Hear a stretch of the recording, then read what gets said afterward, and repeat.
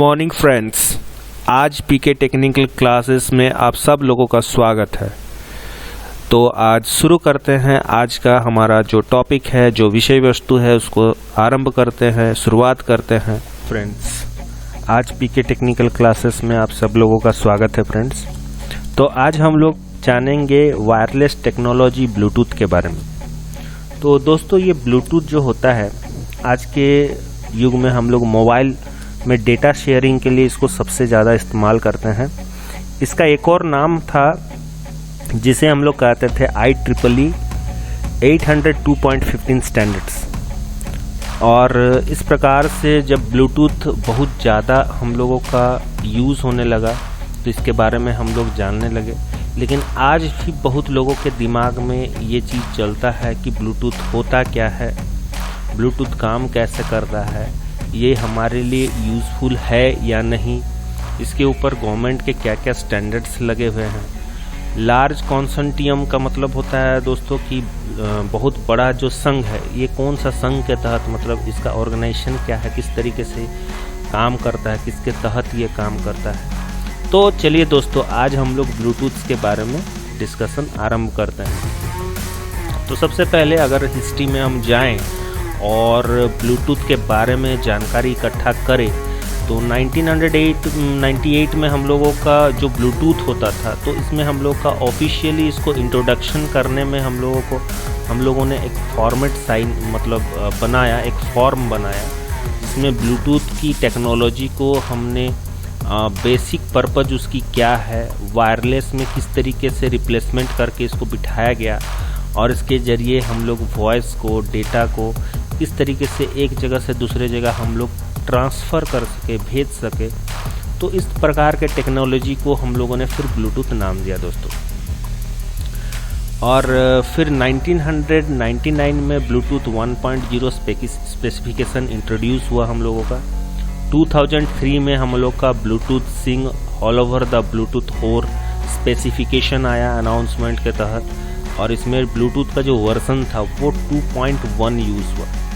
2004 की बात करें तो ब्लूटूथ वर्जन 2.0 साथ में हम लोग का एनहांस्ड डेटा रेट के साथ, EDR के साथ ये इंट्रोड्यूस हुआ, जिसके तहत हम बहुत ज़्यादा अमाउंट की डेटा को हम लोग भेज सकते थे उस पर।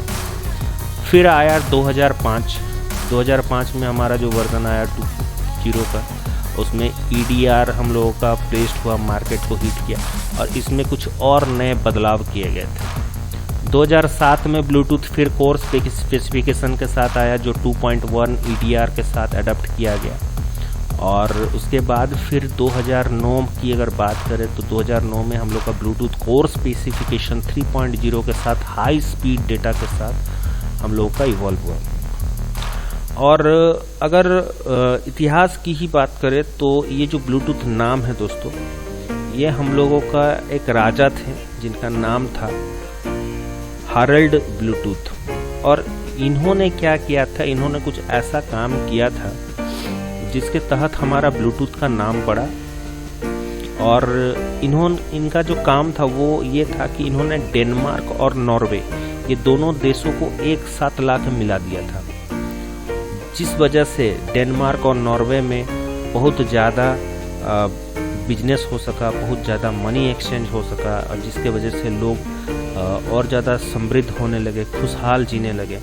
तो इनकी जब एक बार दांत टूटी थी, उनका दांत नीला कलर का था, तो उस नाम के तहत इनका जो नाम है, इस नाम के तहत ये पूरा ब्लूटूथ जो हमारा डेटा शेयरिंग पे आज बेस्ड है, इनके नाम से ही लिया गया है ब्लूटूथ।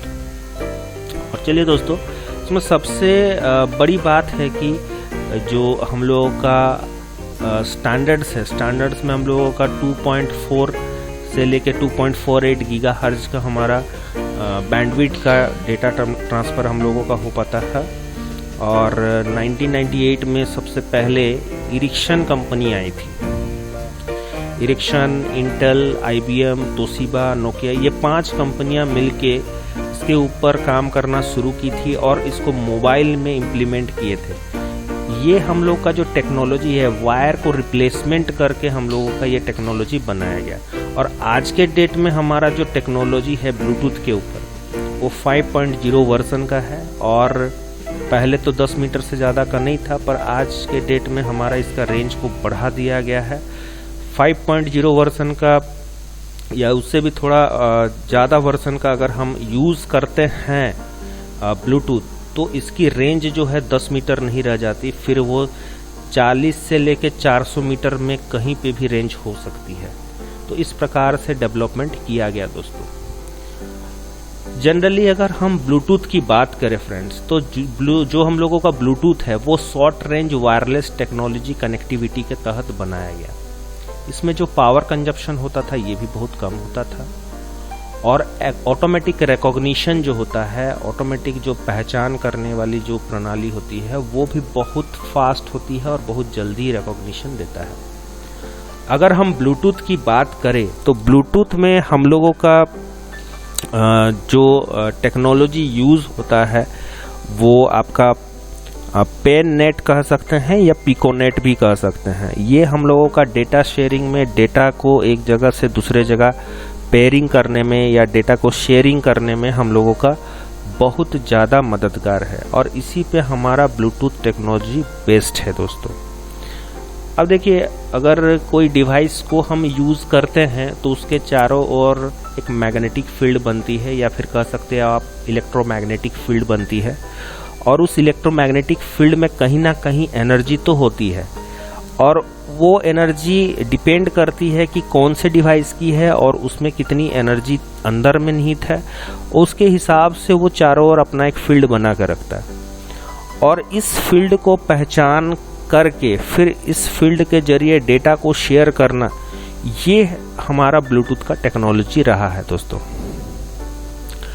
ये अगर हम ब्लूटूथ में प्राइवेसी और सिक्योरिटी की बात करें तो ब्लूटूथ में हम लोगों का प्राइवेसी और सिक्योरिटी को मेंटेन किया जा सकता है नॉर्मल किसी भी कम्युनिकेशन के तहत, क्योंकि ब्लूटूथ में एक साथ हम लोग बहुत ज़्यादा डेटा को हम नहीं शेयर कर सकते हैं, बहुत तेज़ी से हम शेयर नहीं कर सकते हैं। इसीलिए डेटा की प्राइवेसी और सिक्योरिटी तो इसमें बहुत ज़्यादा हो जाती है, और जैसे ही हम इसे डिस्कनेक्ट कर देते हैं तो हमारा डेटा लॉस्ट होने का भी चांसेस है। तो इसी वजह से इसकी सिक्योरिटी ज़्यादा हो जाती है।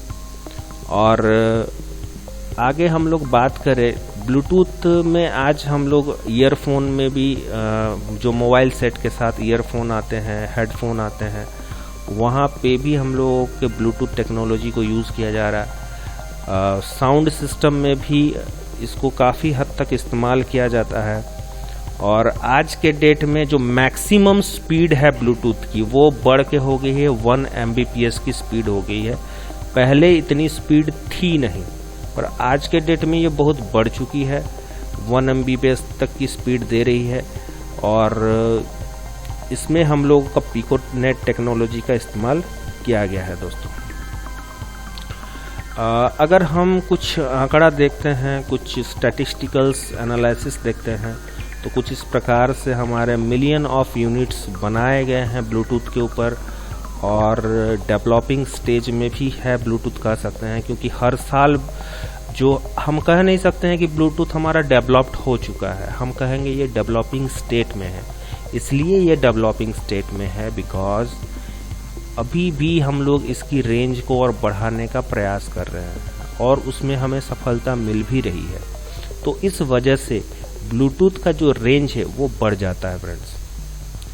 आज के डेट में अगर हम लैपटॉप्स यूज़ कर रहे हैं, गेम कंसोल्स यूज़ कर रहे हैं, हेडसेट यूज़ कर रहे हैं, सेलफोन्स यूज़ कर रहे हैं, प्रिंटर्स यूज़ कर रहे हैं, तो ये सारे डिवाइसेस हमारा ब्लूटूथ से कनेक्टेड हो सकते हैं दोस्तों।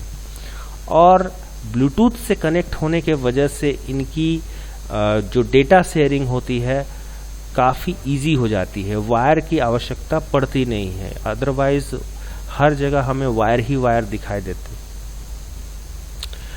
और क्योंकि इसे यूज़ करना काफ़ी आसान है, कनेक्टिविटी बहुत फास्ट होती है, तरीका बहुत सिंपल है कनेक्टिविटी का, और इसमें जो डिवाइस ब्लूटूथ जो है वो बहुत कैपेबल है, ऑटो रिकॉग्निशन देता है।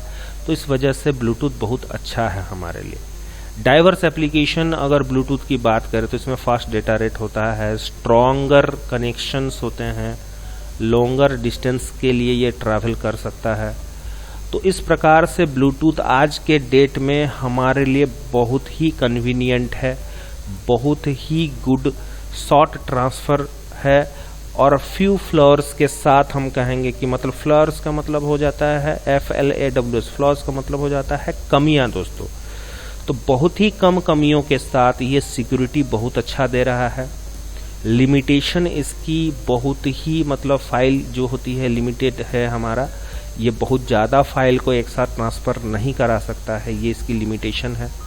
और डिस्टेंस जो है, डिस्टेंस में भी हमारा थोड़ा लिमिटेशन है, आप बहुत ज़्यादा डिस्टेंस तक इसको ट्रांसफ़र नहीं कर सकते हैं ब्लूटूथ से फाइल्स को। और इसमें लेकिन ट्रांसफ़र जो डेटा है वो फास्टर हो रहा है। इवन आज के डेट में भी जो डेवलपिंग स्टेट में ब्लूटूथ है वो भी, उसमें भी हम लोग काम कर रहे हैं, काम चल रहा है और डेटा को बहुत ज़्यादा फास्ट रेट में हम लोग ट्रांसफ़र करवाने की कोशिश कर रहे हैं दोस्तों। पिकोनेट टेक्नोलॉजी पे ये ब्लूटूथ काम करता है, जिसमें हम लोग का मास्टर स्लेव कंसेप्ट होता है। जो सेंड करता है वो मास्टर होता है, जो रिसीव करता है उसे स्लेव कह सकते हैं। जैसे कि कोई इंसान को अगर किसी के घर में काम करना है तो वहाँ से उसे खाना पीना सब कुछ मिलता है। तो इसी प्रकार से हमारा ये पिकोनेट जो है ये जब देता है तो जो सेंड करता है वो सेंडर हो जाता है यहाँ पे मास्टर, जो रिसीव करता है वो हो जाता है स्लेव। तो ये पिकोनेट टेक्नोलॉजी या पेननेट टेक्नोलॉजी जो है ये हम लोगों का मास्टर स्लेव कंसेप्ट पे काम करता है, डेटा शेयरिंग करता है, डेटा पेयरिंग करता है और इस प्रकार से ब्लूटूथ काम करता है दोस्तों। तो आज के लिए बहुत बहुत धन्यवाद दोस्तों, यहीं पे समाप्त करते हैं। और आज के लिए आपके टाइम के लिए बहुत बहुत धन्यवाद। Have a nice day to all of you and thank you a lot कि आप हमारे वीडियोस को देख रहे हैं, लाइक कर रहे हैं, सब्सक्राइब कर रहे हैं और इसी तरीके से लाइफ में ग्रो करते रहिए, आगे बढ़ते रहिए और हमें सपोर्ट करते रहिए दोस्तों। आपका सपोर्ट हमारे लिए बहुत ज़रूरी है दोस्तों।